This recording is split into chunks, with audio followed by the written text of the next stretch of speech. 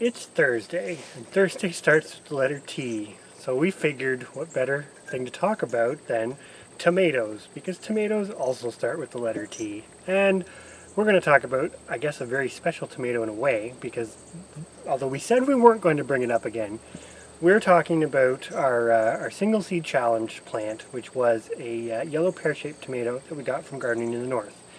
I'm going to say it. We basically figured we would probably enjoy it, and this particular plant maybe didn't get the best of a life because we put it in a pot for another challenge that we didn't necessarily completely see through, and although it did okay, it didn't do stellar. However, we now have had the experience because we put this by itself, etc., although we've had rogue cherry tomatoes pop up on the scene since, and intermingle with it, but we did manage to get some pure seed before those things even came up. This whole experiment allowed us to try something new that we'd never tried before, and we really liked it. And one of the things that we love about this particular variety is as a dried tomato. They are extremely excellent for this product because A, all you have to do is literally cut them in half. And B, we both find, the kids don't find this, which is interesting, but we both find they keep a fairly sweet flavor when they're dehydrated. And they dehydrate relatively readily. So if for no other reason, this for us is reason enough to grow this variety in the future. Now we also like them in similar ways to what you would use a cherry tomato, salads, that sort of thing. And heck, we even juiced some of them because they were yellow and they went fine with our yellow tomato sauce. But basically we are at the end of this poor plant's life cycle. We're in October.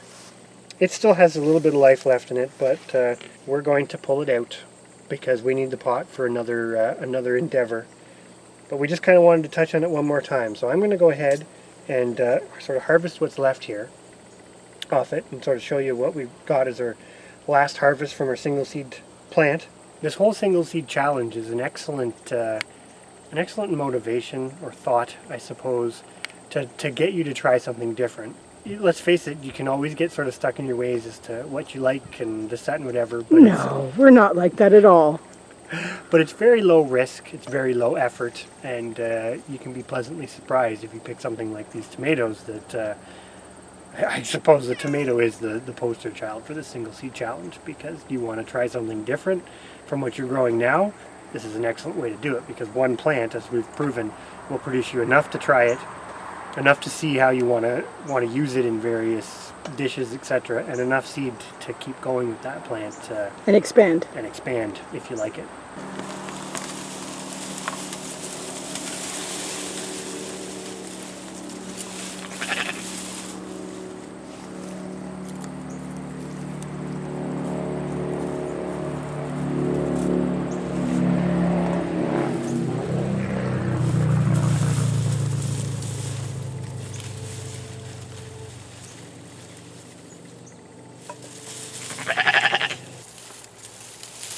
Still a lot of green ones on there. Mm-hmm. Sure is. It's still going.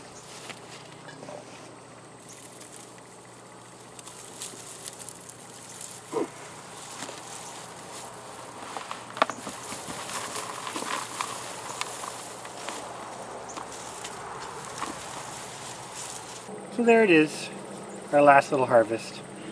As I say, we probably could have let this plant go till frost and we probably would have got a few more. But we know for next year that we will be planting more of these.